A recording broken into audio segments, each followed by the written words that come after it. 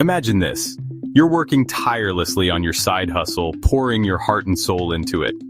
One day you realize that your side hustle income is starting to pile up, and you're not quite sure how to make the most of it. Sound familiar? If so, you're in the right place.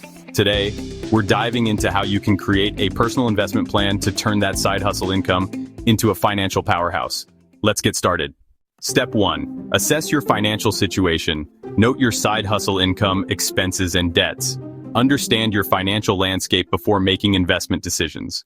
Step 2. Set clear financial goals. Do you want to save for a vacation, pay off student loans, or build a retirement fund? Specific goals keep you motivated. Step 3. Diversify your investments. Don't put all your earnings into one basket. Consider stocks, bonds, mutual funds, and real estate to spread risk. Step 4.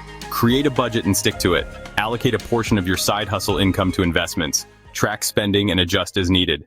Step 5. Monitor and adjust your plan. Stay informed and make changes as necessary. Review your progress regularly. That's it. Follow these steps to create a personal investment plan for your side hustle income. Like, subscribe, and hit the notification bell for more tips. Thanks for watching.